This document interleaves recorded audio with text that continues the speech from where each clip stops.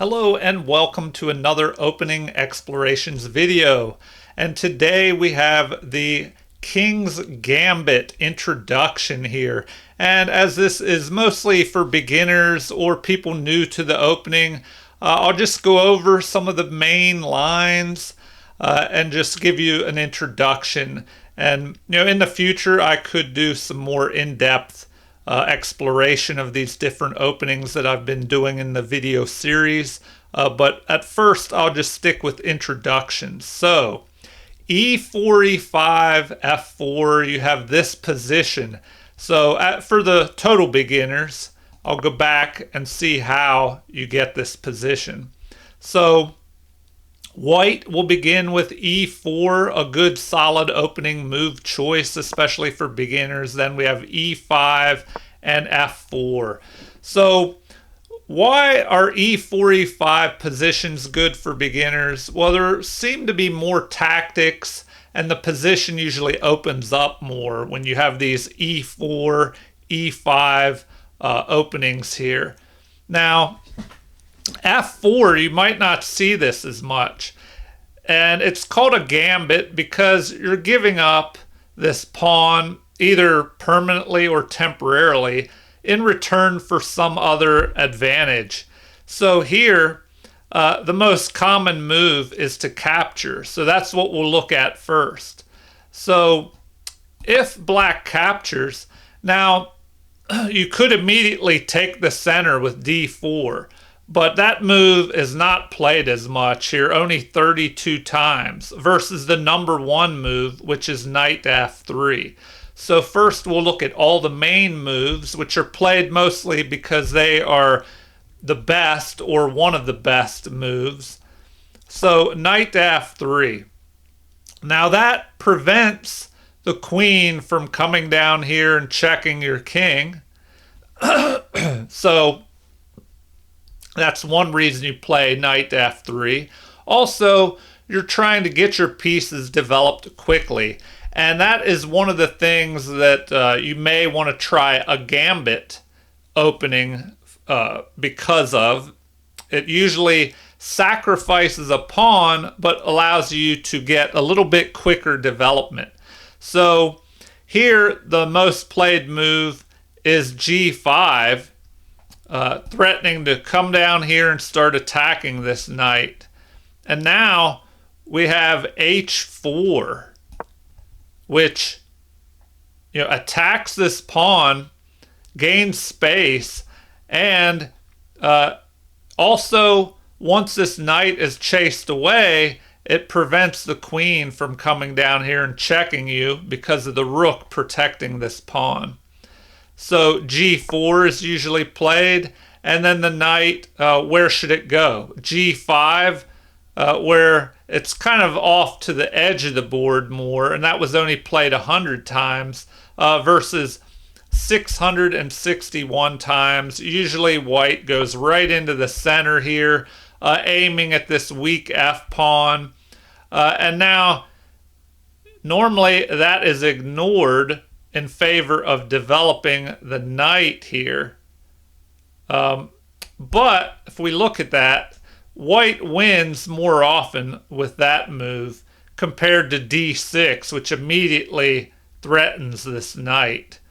But we'll take a look at the most played moves, which are knight to F6. And now the threat. Pile up more pieces on that F pawn.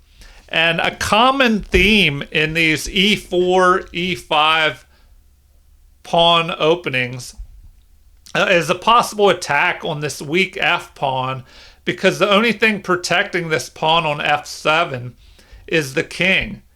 So what should be played here? Well, now we have D5 giving back a pawn but blocking the attack. And normally the bishop will not capture, or the knight could just capture that bishop. So the pawn captures, and this gives white time to continue development here, attacking the knight now. So D4 defends, and then we have knight to H5, So, maybe blocking the path of this pawn, threatening to jump forward here. It does unleash the queen to be able to, develop. Let's see what happens here. Oh, excuse me. So after this move, knight to c3 is usually played. White could castle on the king side, but it's pretty open there. So queen to e7. We have a queen bishop battery, although it's aiming down here, which could be important if the king decides to move there. But more importantly is that the queen is lining up on the king. So if the bishop captures the knight and the pawn recaptures, the queen could capture with check. So now we have bishop to b5 check. And instead of pushing with the pawn, although that is possible, it looks like we're down to only a few games here. And white has won in all of these games. So let's look at king to d8, just moving the king, then castling over here, and the game continued with giving up the bishop pair, recapture, and now the queen can capture here or on e5. So it looks like Wilhelm Steinitz played a game back in 1863. So the first world chess champion. We'll see how his game turned out. He won by capture, or excuse me, his opponent captured here. He had the white pieces, but then Steinitz was able to attack the queen. Queen retreats. Black's king is stuck in the center. White has some safety, but his king side's pretty open, and these pawns are kind of bearing down on the king side. So what does Steinitz do? He creates a battery of rook and queen and threatens a mate here with a queen sacrifice. So the game continued with a block here, blocking the bishop. Pawn captures chasing. But Steinitz ignores that, attacking the queen. So now we have queen capturing the pawn and developing and capturing, leaving this bishop to be captured here. So now we have, let's see, knight captures. So both of Steinitz's bishops were under attack here. Queen to d2. I'll play this out because it is a little bit interesting here. And now the queen, check the king. So we have a block here. Queen captures. Pawn captures. Knight up to d6. Bishop to e6, blocking the path of the rook. The other rook gets involved. Knight to d7. Blocking. And a check here. So let's see. We did not have a capture because then the queen would get involved. So, oh man. King comes down here. Now this bishop is pinned. Queen to d6 check, and it is not looking good. The king tries to run. Another check. And it looks like the game just ended there.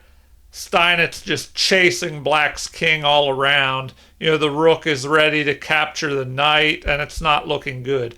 Okay, back to the beginning here.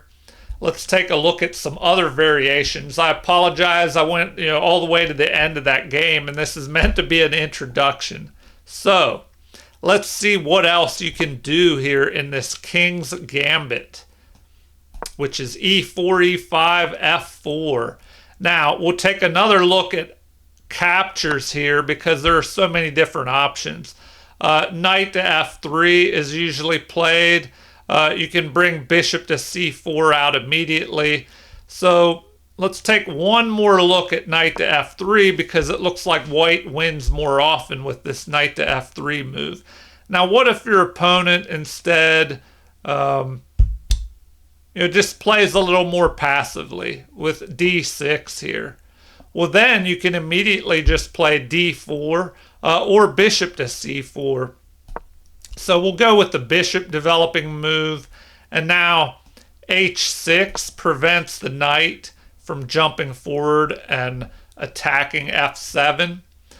So now d4 can be played. Just grab the center if your opponent lets you. g5, protecting this pawn. But white ignores that pawn that he lost in favor of development. So after castling, let's take a look at this. We have, excuse me, our king is castled already.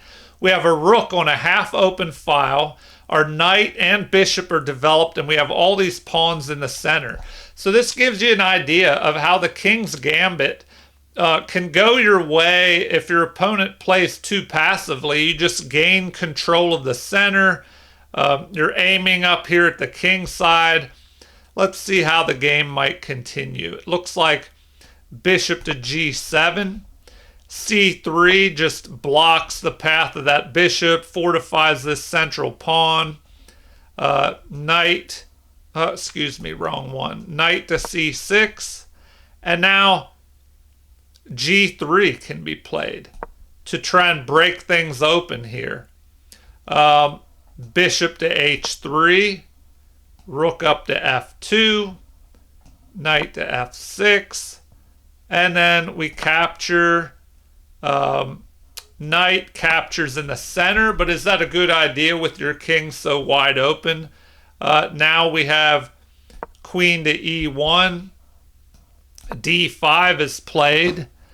And let's see, we just put pressure on the knight, f5 to help bolster this knight, and now bishop to f1 because that bishop was under attack. So capture.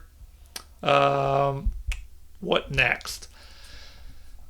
Knight recaptures here. So that's interesting because if the knight takes here, we're just going to have a recapture, and that would give black more space after the pawn recaptures, and chase your knight here away. So now g4, knight to d2 instead of jumping forward. Interesting. Queen to d7. Black is ready to castle here. And finally, white decided to capture. And this game was played by Mikhail Shigorin, one of the all-time great masters, and Alapin back in 1905, so over 100 years ago. And the game just continued with capture, bishop up to e3 to block this pawn. And, the game doesn't go any further here. And I better not, keep going anyway, because we're trying to get an intro, and I am tending to dig too deep into these games. So once again, we'll go back and we'll just take a look at some more possibilities in this King's Gambit, which is e4, e5, f4. So I'll take a look one more time at a capture here, and let's see, what are the other options? Bishop to c4, we can take a look at that. Knight to f6 is most played. Then we protect the pawn, which is under attack. Then c6, preparing to kick this bishop or even push this pawn. So the bishop preemptively, or prophylactically, I should say, retreats. So the bishop just retreats back before it is attacked. And now we have d5, capture, opening the center, and the pawn recaptures. But now, instead of checking the king. We just continue development. So bishop to d6, black is ready to castle, knight up to f3, castle. We go ahead and castle. And now, what is next here? Bishop to e6. And instead of going after this pawn, which now it's protected by the bishop, we play knight to e5, blocking the bishop's protection. Now the pawn could be taken. So black captures, giving up the bishop pair, and now the knight is under attack. So the knight moves forward towards white's king side, and we have, let's see, capture in the center, development attacking this pawn, and finally the bishop gets that pawn back. So we see in the King's Gambit, the game could enter into these wild open games like this. And you might want to try the King's Gambit out sometime. Some people never play or don't see the King's Gambit very often, or play it very often. But if you're in the mood for some interesting games and something that you haven't played before, try it out and let me know in the comments what you think. Let's see here. Queen captures. And now we have bishop takes b3, capture, and queen to d4 check. Rook is developed up a little bit here, maybe preparing to double rooks on the f file. Knight captures. And now the queen repositions attacking here. So knight protects. We have a trade of queens and an attack on the knight here. But anyway, you see how it could go. I'll go through a little bit of some other variations. That way you can see after e4, e5, f4. All right, let's see what happens if they do not take your pawn. So what if they just play the second most played move, which is d5? This is called the King's Gambit declined Falkbeer counter gambit. So here, what is played most often? Well, it looks like capture, they capture, and now knight to f3, knight to f6, attacking this pawn. That way, if the queen captured it immediately, you could chase the queen here with knight to c3, but now the knight can capture. All right, so bishop to c4, protecting, but the knight pounces on that pawn. White ignores that knight, castles to safety here. Then we have bishop to e7, so black may get ready to castle. And d4, gaining space in the center, castling. And here, most often played is bishop takes d5, because now after the queen captures, you could play knight to c3, but it looks like usually we have this capture attacking this unprotected pawn. So c6 is played, and now the knight attacks the queen. So after queen to d8, queen to d3, bishop to e6, rook at a to e1. So white has finished development. And I mentioned this in the past. One way you can tell if your opening turned out okay is that in the middle game you have your rooks on good squares and they have some good activity. So here we have a rook on an open file and the other rook on a half open file. So white has done well. And in the meantime, black hasn't yet developed this knight, and this rook is just sitting here not doing much, and this rook isn't doing much either. It will probably move to e8 maybe.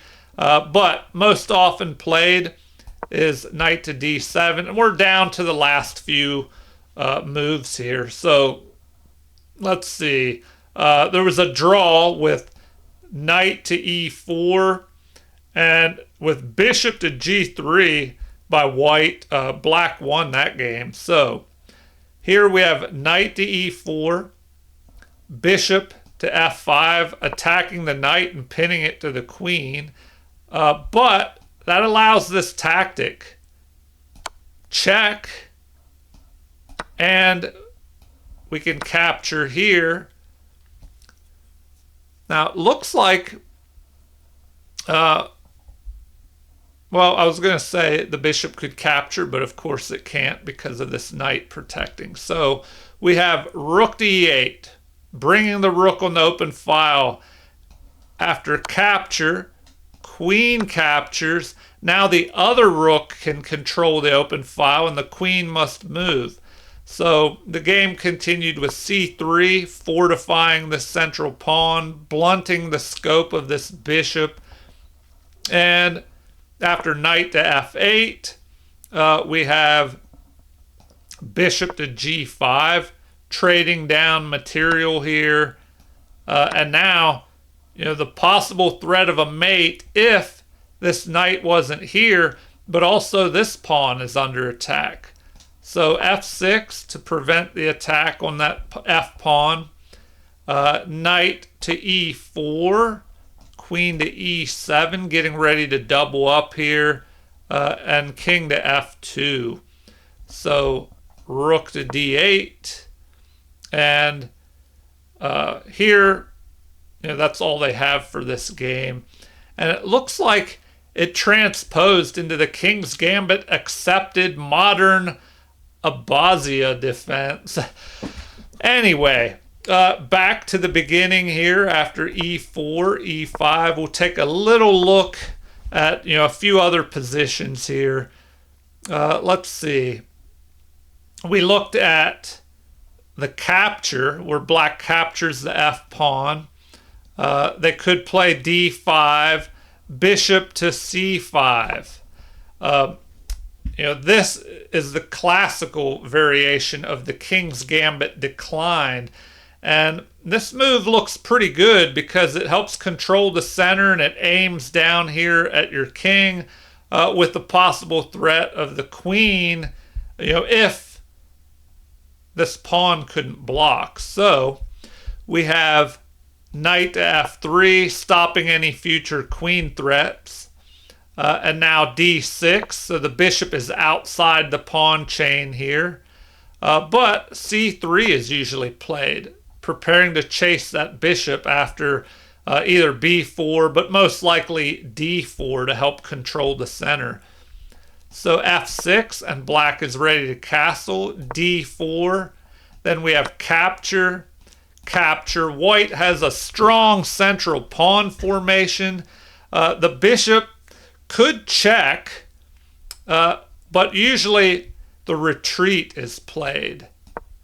So bishop retreats, knight up to c3, castling, and bishop to d3, and white is ready to castle. So knight to c6 puts more pressure on this pawn, so it's defended. Now we have a pin on the knight, and let's see. Bishop to c2 is played. All right. Bishop to c2. The bishop just drops back. An interesting move. Maybe to reposition to here and aim at the king. Rook to e8. Castling by white. Bishop captures. And instead of the queen or the rook capturing, it looks like this move is played, capturing towards the center, fortifying the e-pawn, and opening a file. We have a half-open file, so the king can slide over, and maybe the rook and queen could pile up on this g-pawn. So it looks like knight to a5 was played. White won when black tried this move, king over to h1, queen to h4, putting pressure on this pawn, knight to e2 protects. And now we have queen up to h3, going after this pawn. So,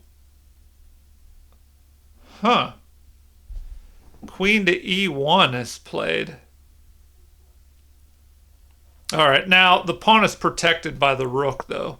So queen to e1, a5 gains space, queen to f2, a4 gaining more space, and finally the rook piles up on the g-pawn, but it's protected by the knight. And then we have knight to b4 attacking. That is ignored in favor of... Oh, actually not. This is a multi-purpose move. The knight moves over here, attacking this defender of the g-pawn, and protects here. So in the game, we had rook to a5, protecting. Rook moves up here, preparing to double rooks. a3, b3, knight takes, queen takes, queen up to h4, then queen to d2, creating a battery and helping defend this pawn. So, I don't know, another interesting game. Rook at a to g1, and white is building up pressure on the king side. So, finally, this knight retreats. We have f4, queen to h3, and f2 here. So, all right, should I go on further? You kind of see what's happening here. The attack is building up. So let's take a look at a few more things so I can wrap this video up and it's not too extremely long. So e4, e5, f4, the king's gambit. We looked at what usually happens after a capture of your f-pawn. d5, the counter gambit. Bishop to c5. This is pretty important. We might as well take a look at some other options in this. So after knight to f3, d6, c3. What if white just plays this? Well, then we have knights developing, bishop, other knight, d3, a pin on the knight, and normally an attack is played on the bishop. So a bishop retreats and a capture here. Now, we've gotten rid of black's bishop pair, but this file is half open now.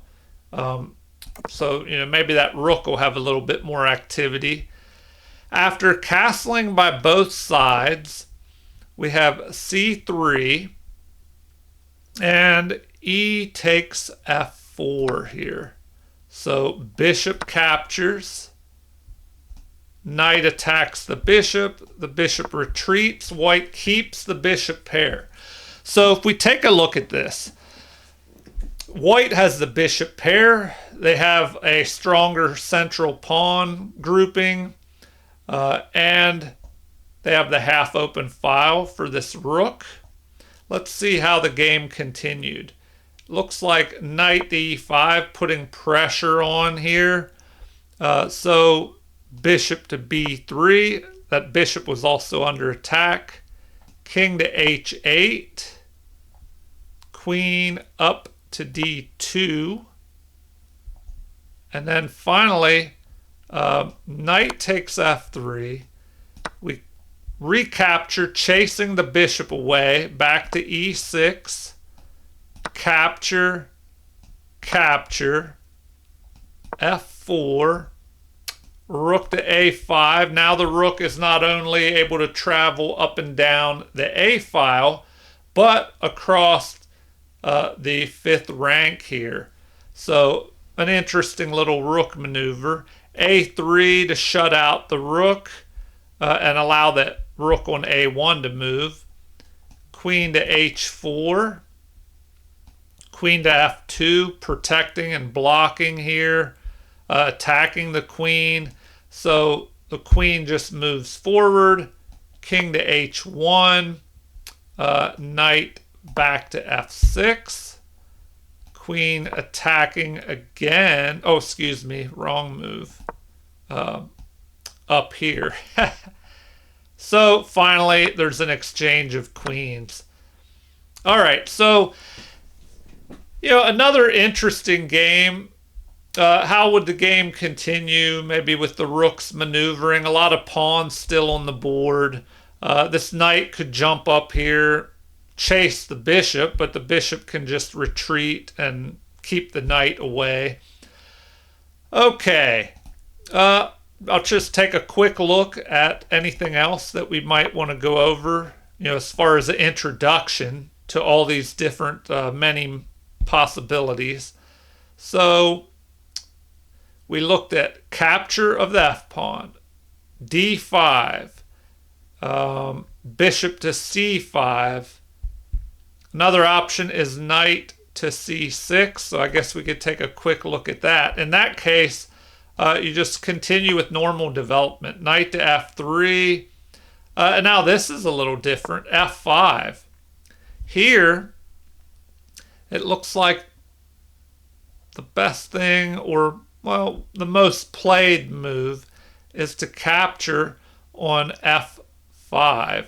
It looks like you could even play d4, the second most played move, and white won a little bit more with that. But we have this capture. e4 attacks the knight, gains space. The knight jumps forward, attacking their knight.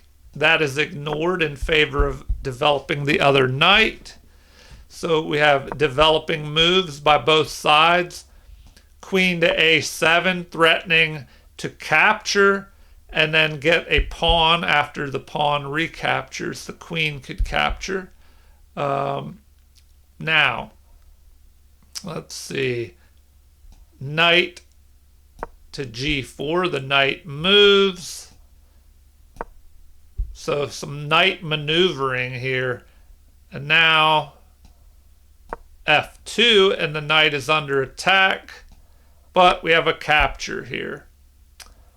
Queen up to g4, targeting the knight. g5 is played, capturing en passant. And,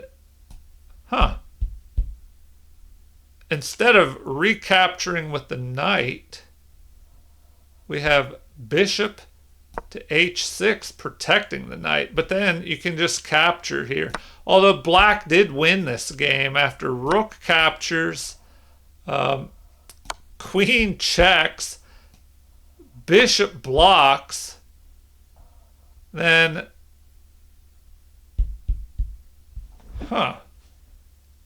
king to d1. So this game is, kind of on the wild side here. Capture, knight captures, queen captures. The kings are stuck in the center on both sides. Now we have e3, capture, bishop to e6 attacking the queen, threatening to bring the rook over and pin the queen to the king. So queen to e4 and castling here with check. Bishop to d2. Rook attacks the queen. Yeah, and black has just turned the game around and is attacking white now. So g4 blocks. Bishop captures. And the queen is under attack here. So the queen has to capture. Rook captures. Knight captures. And anyway, we have, let's see, a rook for the queen here. And black is ahead. A rook and two pawns, it looks like, versus a queen. Still enough for white or black to win here, and white's king is stuck in the center. So after they pile up here, what can be done? We have a threat of capturing the bishop, and the knight is under attack. So it does not look good for white at this point. All right, well, let's see. E4, E5, F4, the king's gambit. Anything else? You may run into, especially with beginners, this queen to H4 check move. Before I do that, let's look at just the simple D6 move. So D6, knight to F3, or did we just look at that? So we'll just go over it again here. Bishop to C4, bishop to E7, castling. So this is kind of a typical setup in the king's gambit. You'll castle, the rook will be on this F file, and if these pawns are exchanged, the rook will have more activity. The knight up on F3, bishop to C4. So after they go knight to F6, we just continue developing here, castling quickly for black. Now we could play D3, defending the central pawn, and the bishop would be attacked here. Another option is this. You could immediately force the question on the bishop, and if the bishop captures, now the queen can capture. So I've actually played this in some King's Gambit games where I have my rook and queen lining up here. So now we have knight to D4 though, attacking the queen. So the queen drops back, staying on the F file with the rook, but protecting this pawn. So now C6, maybe getting ready to attack in the center. E3 is played, putting pressure on this knight. But now, instead of worrying about the knight, we have a counterattack on the bishop. The bishop drops back. And here A5 was played, threatening to trap the bishop. So A4, knight captures, pawn captures, B4 chasing this knight to E2, knight to D7, and the rook grabs the open or half open file here. So the other rook protects the pawn. Queen up to F3, giving it a little bit more room, and preventing the possibility of the bishop attacking the queen on the dark squares here. So bishop to F6, D4, capture, knight captures. So we have a series of exchanges. Oh, and now the bishop is lined up on the king side here. C5 attacks the bishop. So that bishop is forced to drop back. And then F5, gaining space on the king side. That is ignored in favor of centralizing the rook and attacking the unprotected pawn. So we have queen to E7. Capture, capture, queen to D3, putting more pressure on this. So an exchange of pawns here and queens. The knight is under attack, and white coordinates the rooks.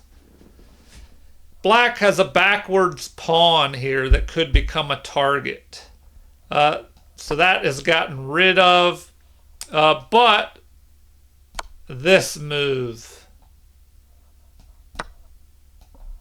Pair of rooks are exchanged. The king has to move.